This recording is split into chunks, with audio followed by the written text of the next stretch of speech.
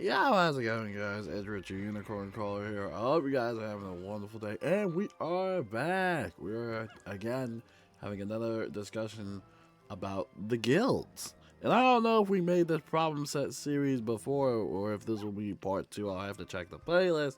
But basically, we talk about things in Wizard101 that don't really make sense, or at least discuss it as a community. And this time, it is about guild hopping.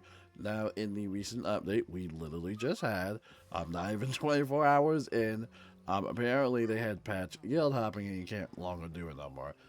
For those of you that don't know what guild hopping is, basically it's a way around the guild cooldown of 2 weeks.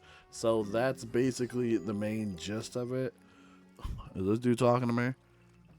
Okay, I got scared. He's staring right at me. I like the red eyes. What? Is he talking about me? Yeah, I already completed. I completed Dogma last night. But main topic about guilds. We've been talking about guilds over the past couple of years. The execution of it wasn't really the best, but over time it's been slowly getting better. And including in this update, we actually have a lieutenant feature, so now lieutenants can basically do the same things as a guild leader, obviously besides like, removing the guild leader himself or themselves. But yeah, talking about guild hopping, if you do leave a guild and then you join another guild, as soon as you join that other guild, that's when that initial cooldown will actually start. And that's another great update I think they did earlier this year. Something else I also like. It was either earlier this year or sometime last year, but that's something else that I absolutely love. So you see, over time, guilds has been kind of getting a little bit better. They also added 10 more account spaces, so the max amount of accounts that you can have in a guild is 60. Still a little low for my liking, and as we compare it to other video games, at least previously in the year, still a little low, but again, they're slowly making it a little bit better. Now we take a little bit of a step backwards now, because now, with this whole guild hopping situation, it makes it a little bit harder to raid. And let's say, for example, you have a smaller guild, and this smaller guild is being helped by bigger guilds. Like, I guess my guild, I wouldn't say my guild is bigger.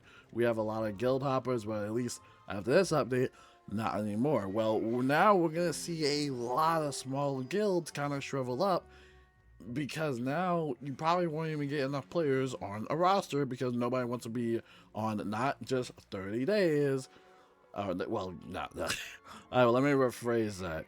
It's a 2 week cooldown, right? Do the math in your head. Basically, once you're on that 2 week cooldown, you cannot join another guild. You have to wait for that cooldown, to expire. And there's also cooldowns for the raid gates as well. And then you also gotta make a raid key. Yeah, there's a lot of things, though. I think that's what the problem is with guilds, is that it's kind of like an accessibility issue. Not only can you only raid, obviously, through a guild, which, at first, it would be cool to team up in a guild, or a raid, but obviously, if people don't know what they're doing, then it would be a little bit complex, right? But you do gotta join that guild, and then somebody has to make the raid key, hopefully together as a guild. You make the raid key or help out with that. Not only that, but then you have to make that roster, see everybody's time zones, just see when everybody's available, and make sure everybody knows what they're doing. If not, you might mess up a couple of times, or at least it might take a few practice runs here and there. Yeah, there's a lot of things that do go into it, and patching the whole guild hopping, it makes it a little bit harder, because now we're going to see a lot of raids, or at least a lot of raiders, stay exclusive to their own guild, which is probably another reason why KI is trying to do that. So there's like a little bit more exclusivity with guilds, and there's a little bit more loyalty with whatever guild you're in. I don't know. You probably would have to use different wizards and spread out your wizards in different guilds. That's another solution or workaround to this. But yeah, it's a little bit of a slippery slope. And so far, what I've seen in Discord hasn't been great. I don't have Discord up right now, and I'm not sure if I want to show it. But if you go to Wizard101 Discord and just go to like the raid tab, everybody was everybody was talking about it. It's definitely not a fun thing to have, especially in the update. It definitely sucks, and it is unfortunate, but I'm sure players will find probably another guild hopping exploit or solution, whatever you want to call it, or bug, glitch, or workaround. And then we'll probably just use that because you cannot stop the players, especially from raiding. I think the problem KI has, though, is kind of misconstruing, what's the word? I literally just made a tweet about it. They're kind of misconstruing burnout with accessibility. They have done this previously before throughout the years. We can go all the way back to the pet kiosk. They raised the prices of the pet kiosks, right, which is fine, whatever.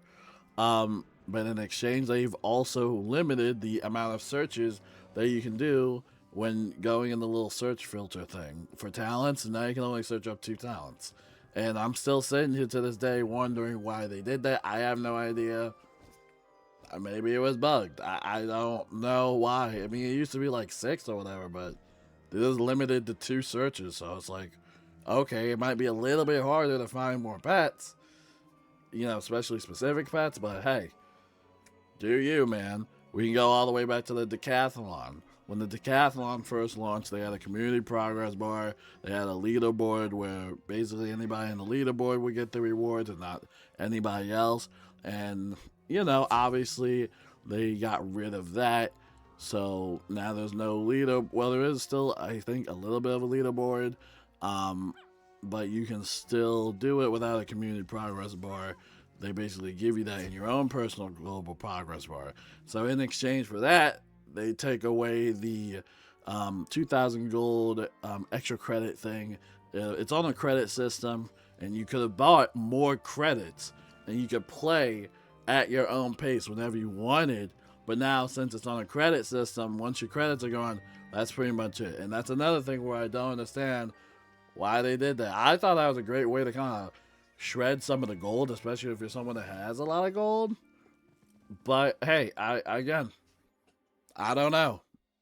I have no idea. And now we come in the present day where we have this guild hop patch.